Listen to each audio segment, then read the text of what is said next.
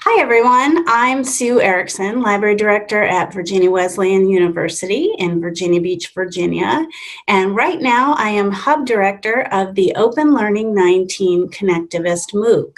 This is our first week of the MOOC. If you didn't join in for the orientation week last week, we're at the end of the week, of course, but this week has focused on open access and open educational resources.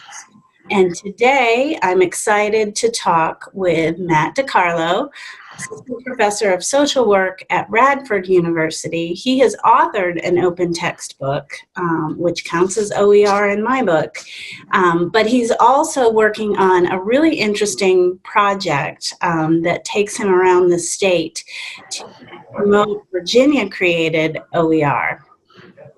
So hi, Matt. How are you doing today? Hey, thank you so much for having me. I'm doing pretty good. I thought I would start by asking you about how the roadshow is going. Cool. Yeah, definitely. The roadshow is something I'm really excited about. Inside of social work, and I don't have data to back this up, but I'm pretty sure it's right. There's just very low information about OER. Obviously, there aren't a lot of OER textbooks. Mine was the first. There's technically one that's more of a course book that just came out as well. But that stuff is changing. So the goal of the roadshow is to try and get Virginia institutions to take advantage of some of the supports that exist inside of Virginia higher ed that Viva's done a great job of providing for us to promote OER within the discipline. And social work is obviously a discipline that focuses very much on social justice. And it's a pretty easy case to make the economic justice case for textbook cost and OER. You mentioned Viva, and I forgot to explain what Viva is. So for those people who don't know, Viva is our academic library consortium across Virginia. So most of the academic libraries in Virginia participate, and our consortium supports OER, promotion, and also affordable course content through the resources that we provide. And I happen to be on the steering committee. So I was very excited to read Matt's proposal when it came through applying for the travel grant. So that's what Viva, the Virtual Library of Virginia, has supported. So back to you, Matt.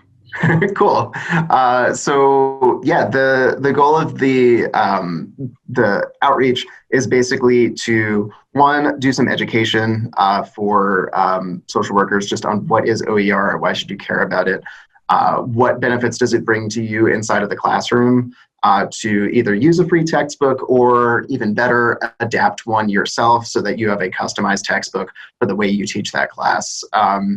And to try and build connections for future OER endeavors. As somebody who worked on an OER project alone, you can do that. It is very challenging to do that. So having partners in crime who can help you with that is really helpful. So I started off here at Radford, which is my university, talking to some of my fellow faculty here, which went really well. We got one person who was already using my textbook who's going to throw a review onto the OTN library. So Viva has been really helpful in providing stipends, small stipends for OTN textbook reviews. And I've gone to 4 other campuses at this point, mostly small BSW programs, which is our bachelor's in social work programs across the state. So we've gotten a couple of more open textbook library reviews out of that. But one of the great things about that is that it sort of dovetails with a study that I've been doing and that we've been sort of promoting as part of it, which is a textbook cost study. So one of the problems with open OER is that sort of people aren't aware of it and it's all wonky, copyright, should I care about that? So what I'm hoping to do out of this is really to help build the case for why this is a problem on their campus. So as part of this, we've had all of the institutions that we have had talks at have participated in this. Some of the student rates have been lower than others. But we've gotten really good data. So the thing that we're doing after this is presenting to VSEC, which is the Educational Consortium for Social Work Education in Virginia, sort of putting that together in a report, and then really trying to make that case to the administrators of the programs in the state that, look, OER is not going to solve all of your problems, and there aren't a lot right now. But this is something that textbook costs are a thing that you should care about, and that OER is a part of that conversation. So when you're thinking about curriculum transformation, when you're thinking about course redesign, that this should be something that is at least a part of that conversation. And I think that stuff has gone really well. So I'm looking to expand the roadshow next year. I have my first webinar outside of the state at UT Arlington. And I think I was recently at a social work education conference, and I think there was a lot of interest in having webinars and virtual trainings at different schools of social work around the country. That's fantastic. And I think you were at an Open Ed symposium in another state recently as well. Is that correct? So the Open Education Southern Symposium was it was kind of like a webinar. So it was done through the University of Arkansas. So I really talked about my project, Open Social Work Education, and a lot of the stuff that we're doing as part of that. More to talk about like OER-enabled pedagogy and like what different open OER projects might look like. So cool, you can get textbooks. You can work on textbooks with students. You can work on smaller resources with students. You can do trainings inside of your department. You can become part of OER committees. So just lots of different things that you could be doing just to sort of throw out ideas for anybody in any discipline. That it's really easy to get started in OER, and it's kind of addictive. So like once you start one project, you sort of buy in and you're like, yeah, this seems good. I'll start doing some more things. And there's just, yeah. So that's sort of what that's about. So I think I mentioned you have authored an open textbook. It's called Scientific Inquiry in Social Work. And it looks like a great textbook that covers a lot of research methods in the social sciences, so could potentially be adapted to other disciplines. Have you had any inquiries about that yet? I know your textbook, it looks like it just went up on the OTN site, the Open Textbook Network site in 2018. Yeah. Just recently. So we released in August. We are on 15 campuses already, which is that's great. Congratulations. People really don't like the research methods textbook, so having a free one is really good. I mean, research methods is like it's the low-hanging fruit of OER. It's pretty much the same across all disciplines. Like some of the stuff that came out in Rajiv Jangani's Psychology of Teaching and Learning special edition, a lot of that stuff was on research methods textbooks, just because there's so much out there and it's so interdisciplinary. It was really easy to adapt. So I took a sociology research methods textbook, snipped out all the sociology stuff, put in social work stuff, and then remixed in a book on literature reviews that was designed for education and nursing students. And then that's the book. So we have one other discipline that is using it in a non-adapted form. I believe that is an education class. So one of the cool things that I got from the literature review book actually is they have inside of their front matter, they had, hey, if you adopt this book, like here's a short Google Forms survey, like tell us, where you're doing, like, how many students is this covering? It's just a pretty short form. And so I was able to sort of track adoption and able to track like some amount of like cost savings and stuff like that. Obviously, it's not great because I can't do that semester after semester, year after year. It's really just the first adopter. But that's been really helpful. So I was able to track one educational discipline person. And the cool thing is, speaking with people at conferences, within the discipline, adapting the textbook, I think is going to become more of a thing. Because it's in Pressbooks, you can just take the XML and clone the textbook on your own and then edit anything you want. I had somebody come up to me and was like, I like your book, but it's a little long. I was like, okay, cool. In a very nice way. They were not being a jerk. I was like, yeah, that's great. Like, she's like, would you make it lower? I was like, or make it a little shorter. And I said, yeah, I mean, I've considered doing that, but like, also you could do that. Like, it's very simple to edit a Pressbooks book. So like, I think adapting within the discipline, although it sort of fragments the original book, is kind of the whole point. So yeah. Yeah, it's the remix part of OER, and that's the fun part. So, and I love your own example where you worked with two other disciplines, pulled content that worked for you, snipped out what didn't, added your own examples for your discipline. That's a perfect example of remix. And so for anyone listening who's new to OER, that's a big part of the party that is OER. Well, Matt, is there anything else you want to share with us about your experience with OER? This is part of our OER week, Open Access in OER. So anything you picked up in your travels that you want to share? Yeah, definitely. So I think OER research is sort of an important component. So I'm a teaching and research faculty here at Radford. We're a teaching school, so like research about teaching, dead on. We have a lot of access to students. We have a department that's really open to course redesign and teaching innovation. I do want to put a shout out to the OER Research Fellows program, which is done through the Open Ed group. So they put together a group of people who want to do OER research that call for applications. Comes out sometime in like late April, early May. It's a little bit challenging to find. You basically have to stalk John Hilton on Twitter. But it is really, really worth it.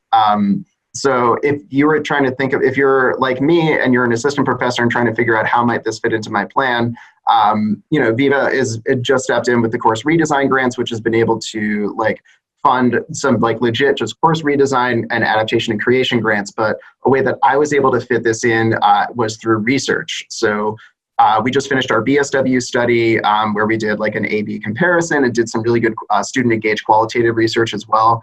And that's where we found some stuff around the personalization and customization that came through adaptation rather than just adoption of OER textbooks. That adaptation process made it seem like there was just less distance between the author and the student, and the students really valued that, and it overcame a lot of the barriers to research methods learning. So I think that if there are professors who are trying to figure out, or faculty who are trying to figure out, like, how do I sort of make this make sense? OER is really good at sort of joining research and teaching and also advocacy and service work inside of academia in a way that is really unique and is something that I absolutely love. And there are tons of supports out there for you as well. I just noticed we do have one question coming in from the chat on the call. This is one of our open learning participants who says, my husband is a new assistant professor, but also stubborn. And he thinks, as husbands often are. And he thinks his business textbook options are awful in international business, plus they range in the $180 range. I've offered OER as a way to possibly in the future solve his displeasure of his options in text, but he's kind of stuck and doesn't buy the open access argument. So what would you suggest? Yeah, I think that's a great question. So your husband and I are in a very, very similar position. I teach research methods like all the cool and popular instructors in social work, because that's what social workers want to learn about. But my students didn't really like the textbook that we were using. It cost $180 to learn basic research methods, which is absolutely insane. There's no reason. You can find that stuff for free online. So I was pretty dissatisfied with the textbooks that I was using, and I sort of viewed OER as a way to create something of my own that I really liked. So I imagine what your husband is probably doing is there is a textbook that he kind of has to use, so he uses that, but then he spends a lot of time in class just translating like what's in the textbook so that students can understand it. And that's ridiculous. So you can sort of build OER as being able to design your own textbook so that all of that translating stuff happens before the students enter the classroom. So they come into classroom with the knowledge, assuming they read, that you actually want them to have. And I would bill it, so like maybe he's like, well, I could just write my own textbook and then it'd like make $1 million. So if that's where he ends up going, I think the argument then is, really, you're gonna make $1 million? And also OER allows you to not start from zero. OER, so for me, like I could have written my own research methods textbook. I could do a lot of things, but I'm not gonna do that. So for me, the textbook that I ended up with is maybe like 40% original content. I did a thorough edit of absolutely everything that I adapted. None of it is the same way that it was before, and it's all serving maybe a different goal of social work research, but I didn't have to start from zero. I could copy and paste stuff provided I provided proper attribution and abided by the licenses, and that's basically the argument that I would make. You've hit the question spot on, and I think one of the things that OER helps address that you've been communicating really well is helping people manage their time. So you find what's good already out there, reuse it, repackage it, add your own spin on it. But like you said, you don't have to reinvent the wheel. It's the remix piece that's really the beauty of it. That was a really good question. Yeah, it's totally doable. It's just a matter of finding the good that's already there and adapting it. Yeah, I think so. The other thing about time is that, like, first of all, I mean, Viva has their course redesign grants. I don't know if he's in the Virginia system. There may be grants at your university that are more focused on that stuff. But a lot of times people will tuck an OER project behind their ear for when they have sabbatical time, or when they have like other just time away where they can work on a thing that they want to do. Another thing that I did to get support for that is, again, rolling the, oh yeah, he's at Tech? Yeah. Tell him to talk to Anita, and Anita will bug him. That's Anita Walls at Virginia Tech in the libraries. And she will probably mention the Business Fundamentals textbook that the Virginia libraries helped support. That's a Virginia Tech created open textbook, and that might be one place to start. If he wants to do OER research, you can fund the creation of an OER that you would eventually then test with a more, and you can do that with, like, I did that with small internal research grants. That's another way of getting a funding stream if you don't get one through a specific OER funding stream. This has been great. And it sounds like our listeners are taking a lot away from this. Matt, thanks again so much. Any last words? No, thank you so much for doing all of this and for all the amazing work you do. I'm really happy to be a part of it. Well, thank you. And thank you for really promoting Viva in this webinar. That was sort of a sidebar. It's nice to see two parts of my life come together, Open Learning 19 and Viva. Two things I love and support every day. So again, thanks so much, Matt, and we'll see you in the Twitterverse. Thanks.